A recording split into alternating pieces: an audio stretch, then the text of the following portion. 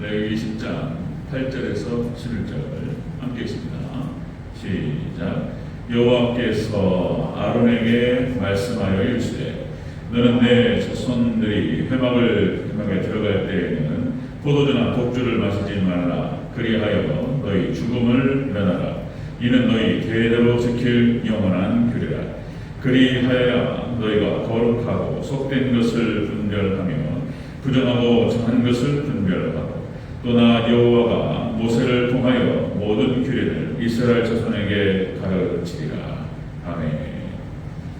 네, 인사하겠습니다. 어디 예수님, 예수님의 은혜와 평강이 넘치시기를 축원합니다. 오늘 함께 읽으신 레위기 10장 8절에 11절 오늘 본문을 토대로 회막에 들어갈 때 자세 라는 제목으로 같이 말씀하겠습니다. 회막에 들어갈 때 자세. 좀 따라하겠습니다. 회막에 들어갈 때 자세. 회막에 들어갈 때 어떻게 해야 되겠습니까? 하나님께서 회막을 만들게 하시고 거기서 제사를 하나님께 드리게 하시고 거기서 이스라엘 백성들의 5대 제사가 진행이 되었습니다. 하나님께서 아론을 선택하시고 그리고 그 두 아들 나답과 아비후를 제사장으로 삼으시고 이렇게 하셨는데 우리가 지난주에 살펴봤던 잘못 드린 제사의 모습에 나오죠. 나답과 아비후가 하나님 말씀을 멸시하고 무시했다는 거예요. 다른 불을 붙이다가 그냥 번제단에 불을 붙였어야 되는데 다른 불을 어디다 갖다가 붙였다가 그 자리에서 그대로 죽었습니다. 자, 하나님 말씀을 무시하고 하나님께서 명령하지 않은 불, 다른 불로 분양했다. 거짓 예배를 드렸다는 것입니다. 그래서 하나님께 심판을 받는 그런 장면. 자, 지난 시간에 그렇게 해서 하나님께서 그 본문이 지나가고 오늘 본문은 자, 우리가 회막에 들어갈 때 어떻게 해야 되느냐 여기에 대해서 하나님께서 제사장의 업무를 수행할 때 금주를 명하셨습니다. 포도주와 독주를 마시자. 금주를 명하셨다. 그러니까 이것이 나답과 아비후의 사건 직후에 바로 나오는 말씀이기 때문에 우리가 그럼 추측을 해볼 수 있는 거예요. 나답과 아비후가 제사장으로서 하나님께 제사를 분양할 때 술에 취해 있었지 않았는가 이렇게 추측해 볼 수가 있는 것입니다. 나답과 아비후가 술에 취해 있었을 것이다. 그래서 무분별한 행동, 그렇게 해서 하나님 말씀을 어기고 그렇게 술 취한 상태에서 하나님께 나아가는 것은 아니었는가 라고 하는 것이죠. 자, 그렇게 해서 하나님께 딱 집어서 말씀하세요. 오늘 예배를 드릴 때, 제사를 드릴 때 어떻게 할 것인가 여기에 대해서 회막에 나아갈 때 자, 이것은 광의적인 의미로 좀 넓게 해석을 해서 하나님 백성들이 믿음의 생활을 할 때, 그러니까 하나님 백성들이 교회에 나올 때, 그리고 하나님의 나라를 향하여 나아갈 때 어떻게 해야 되는가, 이거를 좀 광의적으로 볼 수가 있겠다는 것입니다. 자, 회막에 들어갈 때 우리는 어떠한 자세로 하나님께 나아가야 될 것인가? 같이 한번 보겠습니다. 자, 회막에 들어갈 때의 자세, 첫 번째, 포도주나 독주를 마시지 말아야 된다. 자, 9절을 다시 한번 읽겠습니다. 10장 9절 시작. 너와 내 자손이 회막에 들어갈 때에는 포도주나 독주를 마시지 말라. 그리하여 너희의 죽음을 면하라. 이는 너희 대대로 지킬 영원한 규례라. 회막에 들어갈 때, 교회에 나아갈 때, 하나님께로 나아갈 때, 그리고 하나님의 나라를 향하여 나아갈 때 우리는 어떠한 자세로 나아갈 것인가? 포도주나 독주를 마시지 말라. 이 말은 세상 쾌락을 멀리하라 이렇게 해석하셨습니다. 포도주와 독주를 마시지 말라. 세상 쾌락을 멀리하라. 자, 여기서 포도주와 독주라고 하는 것은 강한 술을 말하는 것이죠. 강한 술. 먹으면 금방 취하는 거예요. 도수가 높은 것이죠. 다시 말씀드리면 나답과 아비후가 그러지 않았을까라고 보는 거예요. 이것은 제 견해가 아니라 대체적인 주석가들의 얘기예요. 나답과 아비후가 술에 취해서 나아갈 것이다라고 보는 거예요. 그리고 거기서 무분별한 행동을 함으로 인해서 거기서 바로 즉사하게 될 수도 있어요. 하나님께서 이 사건 이후에 바로 말씀하시는 거예요. 아론에게 다시는 이런 일 없도록 포도주나 독주를 마시지 말라. 그래서 너희의 죽음을 면하라 이런 말씀을 했단 말이에요. 이게 술이 문제란 말이에요. 술 문제. 하나님의 백성들이 이 땅을 살아가면서 술이 마시면은 들어가서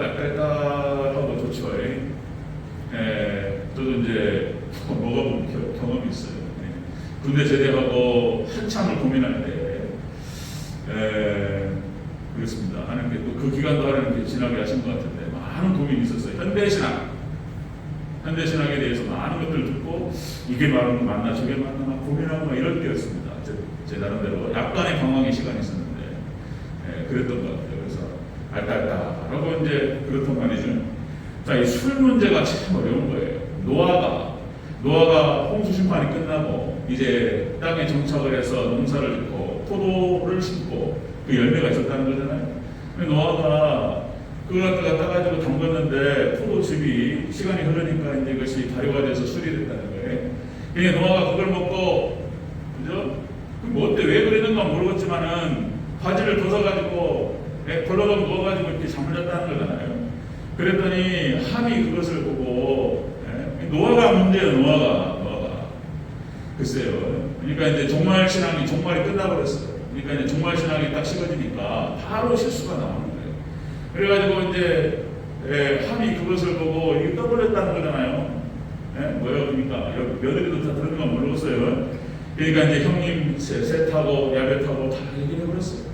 그러니까 그 소리를 듣고 셋하고 야벳이 아버지의 치부를 보지 않고 뒷걸음질 쳐서 아버지의 치부를 가렸다는 거예요. 자, 수레께서 보니까 상황이 그렇게 흘렀다는 거예요. 아니 그래갖고 실수는 자기가 해놓고 어떻게 생각하면 그럴 수 있어요. 실수는 자기가 해놓고 함을 저주해버렸어요. 함의 아들 가나안은 저주를 받을지어다. 이게 뭐냔 말이에요. 그래가지고 거기서 이제 흑인과 백인과 황인이 나뉘고 그래서 이제 흑인의 조상이 된 함, 가나안. 그래서 그 자손들이 흑인으로서 얼마나 고초를 당하고 지금까지도 미국은 지금도 흑인 차별합니다. 차별해요. 많이 없어졌다고 하지만은 그렇지 않습니다. 흑인 차별해요. 오바마가 특별히 올라갔는데 미국 정치, 경제 이런 뭐 사회 문화 각계 분야에서 흑인들을 약간 무시하는 그런 경향이 있어요. 자, 나시린의 규례에서도 마찬가지입니다. 나시린의 규례에서도 자, 머리에 삭도를 대지 말고 포도주나 독주는 마시지 말라. 그 다음에 시체나 부정한 것을 만지지 말라. 하나님께서 특별하게 선택하시는 사람, 특별히 하나님 세우시는 사람, 사사가 됐든 특별히 하나님 쓰시는 사람들은 포도주, 독주 특별히 얘기를 하시는 거예요. 자, 그래서 하나님 말씀하시는 거예요. 죽음을 면하라 이런 말씀하시는 거예요. 자, 회막에 들어갈 때 하나님 앞에 나아갈 때 자, 너희는 포도나 독주를 마시지 말고 세상 쾌락을 멀리하라 이런 뜻이에요. 우리 하나님 백성들이 하나님을 잘 섬기는 과정에서 이거 조심해야 된다는 거예요. 술 문제입니다. 술 문제. 자, 이것을 로마서 13장 그러니까 신약 성경에서 이렇게 표현하고 있습니다. 나대와 같이 단정히 행하고 방탕하거나 술 취하지 말며 음란하거나 호색하지 말고 다투거나 시기하지 말고 오직 주 예수 그리스도로 믿고 종욕을 위하여 육신의 일을 도모하지 말라. 술에 취하면 그 다음에 따라가는 것들이 있어요. 반드시 안 좋은 쪽으로 가는 거예요. 방탕. 그러니까 세상 쾌락으로 나아가고 방탕으로 나아가고, 그러니까 우리 술 한잔 먹고 다 저기 나사 풀고 그런 거잖아요. 사회생활 하면서 기장했던 것들 풀고 술 한잔 하면서 직장 동료들, 학교 선후배들 해서 뭐 이런 거죠. 서로 어느 정도는 허용이 돼요. 허용. 실수를 해도 허용이 돼요. 술 한잔 마시고. 근데 하나님 백성으로서는 적절치 않다는 거예요. 신약 성경에서 똑같은 이렇게 얘기하고 있습니다. 자, 그리스도인의 음주 문제에 대해서 성경에서 너무나 많은 것을 얘기하기 때문에 다 얘기할 수 없고 최대한 불러보고 있습니다. 제가. 자, 우리 하나님 백성들 교인들이 가끔 술 한 잔씩 한단 말이에요. 그러니까 이제 세상 문화가 돼버리니까. 그러면서 핑계를 대는 것이 뭐냐면 예수님께서도 가나안 혼인잔치에서 예수님 물로 포도주를 만드셨지 않냐 말이에요. 예수님께서도 먹으라고 만드신 건데 왜 우리를 못 먹게 하냐고 이렇게 얘기합니다. 그런데 그 가나안 혼인잔치에 만들었던 예수님께서 만드셨던 그 물로 포도주가 되게 했던 그 원어가 뭐냐면은 호세다리라고 해서 포도 술이 아니에요. 이게 원어 뜻이 그렇습니다. 포도즙을 말하는 포도 주스를 말하는 것입니다. 포도주스. 그 다음에 또 주의 만찬을 통해서 예수님께서 제자들에게 떡을 주시고 포도주 한 잔씩 따라줬단 말이에요. 그런데 그거를 그래놓고 예수님도 그러셨는데 왜 우리를 먹지 말라고 그러느냐 이런 얘기 한단 말이죠. 그것도 포도즙이에요. 포도즙. 이스라엘의 문화 가운데 포도주를 만들어 먹는 문화가 있어요. 그거 맞아요. 자, 그 다음에 또 이제 사도 바울이 디모데전서 5장 23절에서 병을 위하여 포도주를 조금씩 쓰라고 그랬단 말이에요. 그러니까 성경에서도 포도주를 약으로 좀 쓰라고 해서 약주 먹는 게 무엇이 잘못됐냐 이런 얘기네. 이런 근거들이 된단 말이에요. 그리고는 약으로 쓰라고 그랬지 그거 갖다가 그 약주로 그냥 막 코가 삐뚤어지게 먹어버려 그냥. 잠깐 딱 여는 순간 우리는 또 죄인이기 때문에 사단이 또 역사하고 나가버려요 그냥 저기. 여기서 문을 여는 순간 벌써 마음은요 저기 나가버린다. 우리 죄인이 그렇다니 죄인이. 성경에서 술에 대해서 많은 얘기를 하는데 몇 가지만 또 부릅니다. 마태복음 24장 48절에서 술 취하는 자 악한 종이라고 단죄하셔요. 예수님께서. 술 취하는 자는 악한 죄다. 그 다음에 잠언서 23장 29절 35절에서 이 술 때문에 재앙이 임하고 근심이 임하고 분쟁이 임하고 원망이 임하고 피해망상과 붉은 눈을 뜨면서 바른 판단력을 상실하고 그리고 이 술로 인해서 그 다음 단계로 죄악으로 나아가게 돼요. 잠언서 23장에서 그렇게 표현하고 있습니다. 그래서 뭐라고 표현하고 있냐면 보지도 말라고 말하고 있어요. 술에 대해서 보지도 말고 그리고 이것이 뱀같이 물 것이고 독사같이 쏠 것이다. 너희들 술이 이렇게 얘기한단 말이에요. 자, 그 다음에 이사야서 22장 13절 사람을 비관론 자가 되게 만들어요. 술이 사람을 비관론 자가 되게 만들고 호세아 2장 8절 도덕을 문란케 해요. 또 무슨 죄를 지을 때 큰 죄를 지을 때 술 먹고 넘어가 버려요. 그 다음에 호세아 7장 5절 각종 질병을 일으켜요. 그래서 술과 담배 문제 여기서 간이 망가지죠. 이 알코올을 갖다가 해독하는 과정에서 그러니까 이것이 간이 망가져요. 간 경화로 가고 간 암으로 가고 그죠? 술 때문에. 근데 그래요. 그래서 이거를 기도하면서 조금씩 끊어가고 아예 끊어버리셔야 되는 거죠. 기도 많이 해주셔야 합니다. 아멘. 자, 여러분 편하게 들어갈 때 어떤 자세로 들어갈 것인가? 교회에 나아갈 때, 하나님께로 나아갈 때 우리는 어떤 자세가 되어야 할 것인가? 세상 쾌락을 멀리하라. 그리고 너희 죽음을 매달아. 지금 본문 말씀이 그런 뜻입니다. 자, 두 번째 보겠습니다. 편하게 들어갈 때 자세. 두 번째는 거룩하고 속된 것을 분별하라. 이런 얘기예요. 거룩하고 속된 것을 분별하라. 10절을 하시겠습니다. 10절 시작. 그리하여야 너희가 거룩하고 속된 것을 분별하며 부정하고 정한 것을 분별하고. 포도주나 독주를 마시지 말고 가까이 하지 말고 그래야지 너희가 분별하게 되리라. 세상 쾌락을 멀리할 때에 거룩하고 속된 것을 분별하게 되리라. 거룩하고 속된 것을 분별하라 이런 말씀이에요. 회막에 들어갈 때 하나님께로 나아가고 하나님의 나라를 향하여 나아가는 하나님 백성으로서 어떠한 자세로 우리가 이 땅을 살아가며 어떠한 자세로 하나님을 섬길 것인가, 어떻게 예배로 하나님께 나아갈 것인가. 우리 하나님의 백성들은 여러분 잘 아시죠? 자, 먹거나 마시거나 무엇을 하거나 하나님 영광을 위해서 하라. 그러니까 하나님 백성들이 살아가는 모든 것이 목적이 하나님 영광이에요. 하나님 나라. 그렇죠? 밥을 먹고 그리고 가정에서 자녀를 가르치고 기르고 다 하나님 영광, 하나님 나라를 위해서. 그죠? 다 예배. 그냥 광의적으로 그렇게 다 표현할 수 있어요. 하나님 백성들의 삶의 모든 것이 그 목적과 삶의 이유와 모든 것이 하나님 영광, 하나님의 나라, 예배 그렇게 되게 하라 이런 뜻이에요. 하나님께서 그러면 그 믿음의 백성의 삶을 통해서 영광을 받으신다. 이렇게 하라는 거예요. 그래서 자, 세상의 쾌락을 멀리하고 어떻게 다 끊어버릴 수 있겠습니까? 이거 멀리해야 돼요. 조정해야 되겠죠. 그 다음에 자, 거룩하고 속된 것을 분별하라. 이 분별이라고 하는 것이 이런 거예요. 자, 우리 신약성경에서는 로마서 12장 2절 말씀에 너희는 이 세대를 본받지 말고 오직 마음을 새롭게 함으로 변화를 받아 하나님의 선하시고 기뻐하시고 온전하신 뜻이 무엇인지 분별하라. 여기 분별이 나오는데요. 이 분별이 오늘 본문에 나오는 거룩하고 속된 것을 분별하라. 이게 원어 뜻이 그렇습니다. 나누다, 분리하다, 구별하다 그런 뜻이에요. 거룩하고 속된 것을 구별해요. 구별하고 분리시켜요. 그리고는 어떻게 해요? 자, 이 세대를 본받지 말고 오직 마음을 새롭게 함으로 변화하거나, 그죠? 하나님의 선하시고 온전하시고 기뻐하신 뜻이 무엇인지 분별하다. 그러니까 여기서 거룩하고 속된 것을 분별한다는 뜻은 온전한 믿음으로 나아가라, 이런 뜻이에요. 이렇게 말할 수 있어요. 그러니까 회막으로 나아갈 때 제사장뿐만 아니라 우리 하나님 백성들이 하나님께로 나아갈 때 온전한 믿음으로 나아가야 될 줄로 믿습니다. 여러분들 더욱더 정말 믿음 생활, 믿음 굳건히 하시고, 마지막 때 정말 그렇습니다.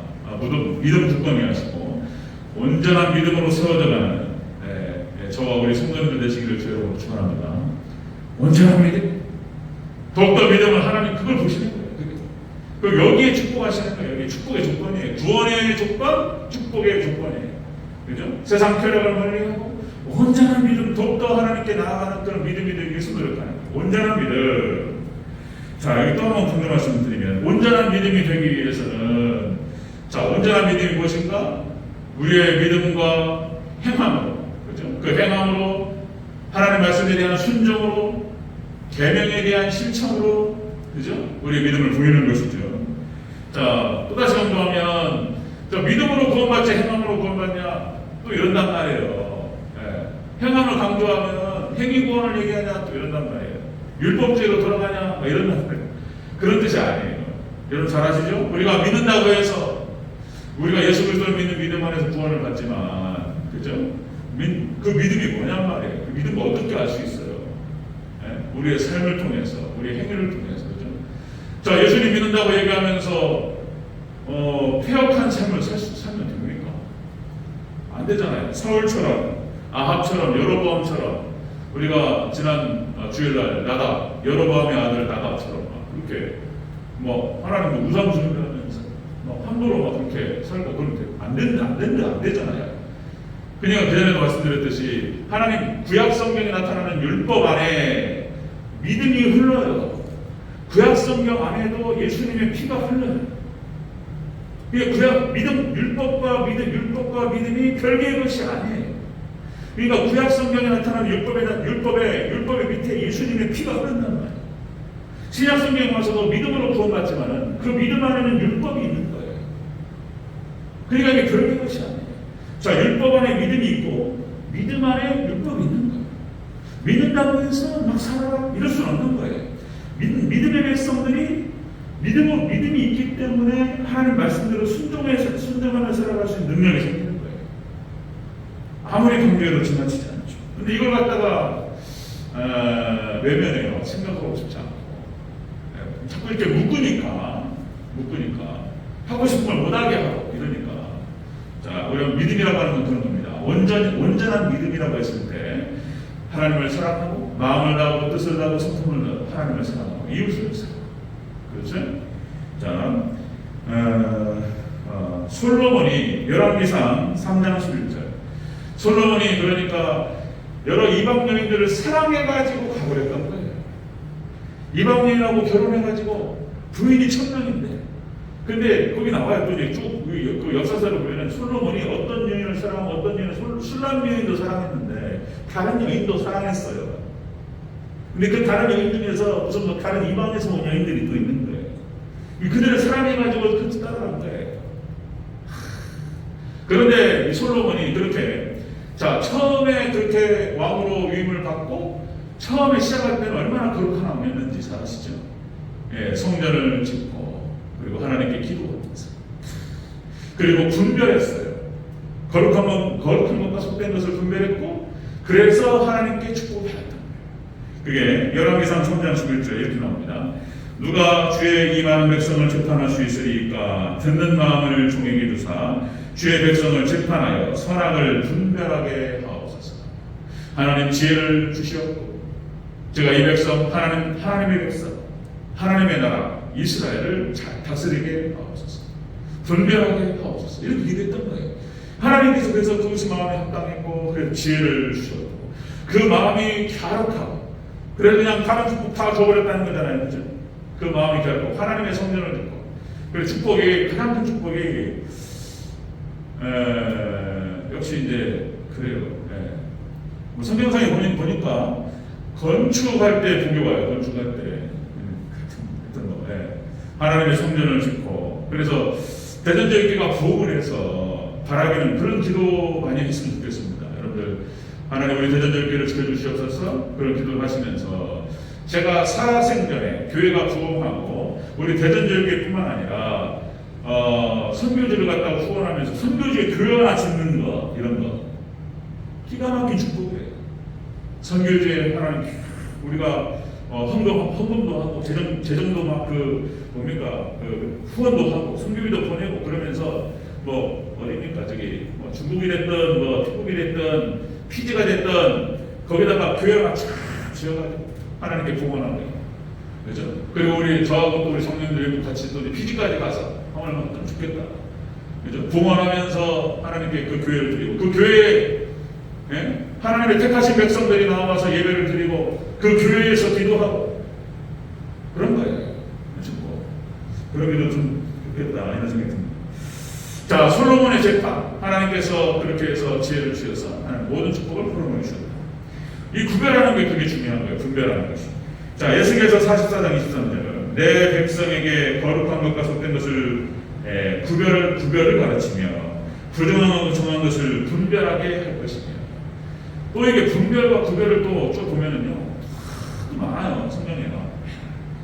거룩한 것과 속된 것을 구별해서 그래서 이 세대를 본받지 않고 쭉 나가는 거예요. 가끔 가다가 그런 얘기 하는데 제가 이제 그런 말씀 드렸잖아요. 이제 뭐 시대가 그러니까 지금 시대가 그러니까 어쩔 수 없어 이런 거는 잘못된 생각이에요. 아시겠죠? 지금 종말 시대고 사실 어려운 시대. 그건 맞아요. 그러나 시대가 그러니까 그걸 갖다가 이렇게 뭐라고 할까요? 그러니까 쉬웠던 시대가 없었어요. 항상 어려웠어요. 노아 시대도 어려웠고요. 구약 시대도 어려웠어요. 믿음 지키기가. 신약 시대도 어려웠어요. 2000년 역사를 갖다 훑어봐도 어떤 시대가 쉬웠던 적이 한 번도 없어요. 항상 믿음은 어려웠어요. 예수님을 따라가는 믿음의 신앙의 길은 항상 좁은 길이었고 좁은 문이었고 십자가의 길이었어요. 다 어려웠어요. 지금 마지막 종말 때가 되니까 특별히 어려운 건 사실이에요. 그 어려운 것들을 당연하게 뭐 시대가 그러니까 어쩌겠어 이건 안 되는 표현. 시대가 어렵지만 그럼에도 불구하고 우리는 또 이 시대를 극복하고 이겨나가야 될 줄 믿습니다. 아멘. 그 표현은 잘못된 거예요. 시대가 그러니까 그건 안 되는 거예요. 자, 우리가 회막에 들어갈 때, 그죠? 하나님께 나아갈 때, 우리 하나님 백성들이 하나님 나라를 향하여 나갈 때 우리가 어떻게 해야 되느냐? 세상 쾌락을 멀리하고 포도주나 독주를 마시지 말고. 두 번째, 온전한 믿음으로 나아가라 이런 뜻이에요. 자, 세 번째, 그 의미가 오늘 본문에 담겨 있는 거예요. 세 번째 보겠습니다. 회막에 들어갈 때의 자세. 세 번째, 자, 너희 자손들에게 가르치라. 이 마음과 이 세상을 가르치라 이렇게 말씀하셨습니다. 11절을 같이 읽겠습니다. 시작. 또 나 여호와가 모세를 통하여 모든 규례를 이스라엘 자손에게 가르치리라. 아멘. 하나님께서 모세를 통해서 이것이 계승되게 하라. 이 믿음이 하나님께로 나아갈 때 회막에 들어가요. 어떻게 들어가야 할 것인가? 하나님께서 그죠? 세상 쾌락을 멀리할 것이고 온전한 믿음으로 나아가야 할 것을 너희가 그렇게 나가야 할 것이며 이 자세를, 이 신앙을, 이 믿음을 너희 자손들에게 가르치라. 계승하라 이런 뜻입니다. 신앙이 계승이 되게 하라. 그래서 하나님께서는 계속적으로 이스라엘 백성들에게 가르치라는 말씀을 많이 해요. 가르치라. 너희 자손들에게 가르치라. 여기 신명기 6장에 나타나는 뭐 쉐마 들으라 이스라엘아 가르치라. 그죠? 자, 이스라엘아 들으라. 우리 하나님 여호와는 오직 유일한 여호와이시니 너는 마음을 다하고 뜻을 다하고 힘을 다하여 주 너희 하나님을 사랑하라. 그리고 또 나오죠. 내 자녀에게 부지런히 가르치며 집에 앉았을 때든지 길을 갈 때든지 누웠을 때든지 일어날 때든지 이 말씀을 강론할 것입니다. 꼭 자녀를 가르치라. 우리가 교회 교육도 마찬가지고 하나님 백성에게 있어서 자녀 교육도 그렇고 교회 교육도 그렇고 교육은 구원론인 거예요. 구원론. 우리 자식이 구원받고 천국 가야 되기 때문에 그게 가장 기본인 거예요. 그게 가장 기본이고 전부예요. 전부예요. 저는 어떻게 그걸 알아가지고 저도 깜짝 놀래요. 그러니까 우리 조성민이가 어렸을 때 제가 어렸을 때 그러니까 글을 읽을 줄 알 때부터 초등학교 1학년 그때부터 벌써 내가 그때 그 냉장고에다가 붙여놨던 것이 지금도 붙어 있어요. 공부해야 되는 이유, 제가 세뇌를 시키면 공부는 왜 하지? 공부하는 이유? 그럼 애들이 답변이 나와요. 네? 뭐야? 진리를 알기 위해서, 천국 가기 위해서 하는 거예요. 공부는. 제가 나중에 또 말씀을 드리겠지만은, 조선문은, 이제 저는 그렇게 보는 거예요. 앞으로 10년 후에, 20년 후에 교회가 어떻게 될지 모릅니다. 앞으로 더 어려워질 수도 있어요. 그래서 이제 저는 그런 생각을 근데 그렇게 또 방향을 또 잡혀가요. 그래서 니네는 자비량으로 선교해라. 그래서 이제 취직을 해서 니네 힘으로 돈을 벌고 교회 부담 지우지 말고 그래서 직접 월급을 받고 주말에는 사역하고 이제 그 방향으로 지금 잡아가고 있습니다. 그래서 아무리 고민을 해봐도 방향은 그거예요. 4차 산업혁명 시대 해가지고 성은이도 거기 따라갈 거예요. 그러니까 인공지능과 AI 이쪽 방향으로 기술을 배우고 코딩 배우고 그렇게 해서 취직을 시킬 거예요. 취직을 시켜서 그리고 신학도 가르칠 거예요. 제가 신학교 안 나와도 괜찮아요. 그래서 교회에서 주일 앞에 공사하고 자비랑 니네가 돈을 내고 돈을 써서 교회를 섬기라. 이렇게 지금 이렇게 하는 목적은 진리를 잘 알고 얘네가 천국 가기 위한 것이다. 이렇게 방향을 잡는 건데요. 그대로 잘 따라갈 줄 압니다. 자, 우리가 회막에 들어갈 때 하나님께 나갈 때 이렇게 하라. 이렇게 하라. 뭐라고요? 세상 쾌락을 멀리할 것이며 온전한 믿음으로 나가야 할 것이며 그리고 이 신앙과 이 자세를 계승하라. 가르치라. 이렇게 하나님 성경에 계속 얘기하고 있습니다. 아브라함과 이삭과의 관계도 마찬가지였습니다. 여러분 이삭이 아브라함이 팠던 우물을 타요. 그 가나안 땅에서 창세기 26장 18절에서 그 아버지 아브라함 때에 팠던 우물들을 다시 팠으니 이는 아브라함이 죽은 후에 블레셋 사람들이 이 우물을 메웠습니다. 아브라함이 팠던 우물을 거기서 물이 막 나왔어요. 그래서 아브라함이 죽고 난 다음에 블레셋 사람들이 다 메꿔버려요. 이삭이 그래서 아브라함이 팠던 우물을 또 파는 거예요. 이것도 상징적인 의미가 있는 상징적인 의미가. 그러니까 이 물이라고 하는 것은 말씀을 의미하는 거예요. 말씀을. 그러니까 아버지의 신앙을 따라가는 걸 말하는 거예요. 여러분들 우리 조상이 처음 하나님을 만난 그 고귀한 이 신앙을 사탄이 메꿔버려요. 그냥. 사탄이 메꾸고 그냥 다 묻어버려요.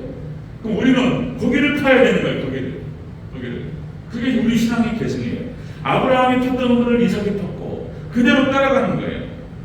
자, 여러분들 마찬가지예요. 이것이 이제 우리 20세기, 19세기로 나오면은 개혁주의 신학 칼빈에 의해서 종교개혁의 교부 신학이 잘 연결이 됐단 말이에요. 그래가지고 잘 가르쳤는데 19세기로 나와가지고 자유주의자들과 이제 세상은 막 믿음을 떠나니까 그 고귀한 신앙을 다 묻어버렸어요. 그러니까 지금 여러분들 벌써 지금 우리 대전제일교회 참 이게 여기까지 21세기로 내려오고 하나님 은혜예요. 이 신앙의 자세 철저히 우리는 하나님 중심에 말씀 주시고 어쩌면 당연하게 들리는 것일 수 있는데 절대 그렇지 않습니다. 전 세계가 이 신학과 신앙은 200년 전 신학이라고 생각하면서 묻어버리고 있어요. 성경이 하나님 말씀이라고 믿지 않습니다. 전 세계가. 유럽이 안 믿고요. 미국이 안 믿어요. 전 세계가 안 믿어요. 이렇게 믿고 이것을 선포하고 가르치고 여기 따라오는 교회가 없어요. 200년 전 신학이래요. 이게 200년 전. 지금은 그래서 발전됐다는 거예요.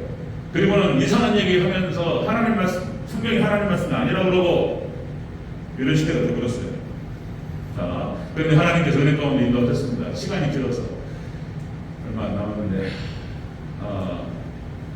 참 너무 감사해요. 너무 감사해요. 우리 장로교 저기 5천만 민 인구 중에서 한 1,200만, 1,000만을 얘기하는데요. 자, 여러분들 우리 한국교회가 지금 벌써 이제 이 코로나 때문에 많이 죽었어요. 이게 이제 뭐 거품도 있었고 쫙 빠지는 거예요. 그러나 여러분들 우리 한국교회에 심어졌던 그 신앙이 바로 이 신앙이었어요. 이 신앙이었어요. 예수님께서 초대교회 때 그 말씀하셨던 그 신앙, 그래서 종교개혁이 다시 살아나는데 청교도들에 의해서 그것이 개성이 되었고, 놀라운 그 제가 개본을 말하려고 그러는데 말하지 말아야 되겠 다음 교회. 이런 것들 여러분 아시는 게 중요합니다. 지금은 여러분들 우리 성도님들도 뭐라고 할까요? 거의 이렇게 생각하셔야 돼요. 뭐 제가 그 은사가 있고 이런 건 그런 은사도 없고요. 제가 알고 있는 모든 것을 짜가지고 여러분 다 먹여야 돼요. 여러분들의 수준이 목회자 수준으로 올라가셔야 돼요. 거의 그 정도로 목회자 수준까지 올라가셔야지 시대를 이겨요. 지금 여러분들 장로님, 권사님, 우리 장로님, 권사님들 신앙 좋으셔요. 감사해요. 그런데 이렇게 신학을 아는 것과 성경 지식을 아는 것이 목회자 수준까지 올라가셔야지 이 시대를 이겨요. 평신도 수준 안 됩니다. 제가 알고 있는 최대한 이렇게 해서 우리 성도님들 수준을 높이고 이게 필요해요. 뭐 어려운 얘기 하겠다는 게 아니에요.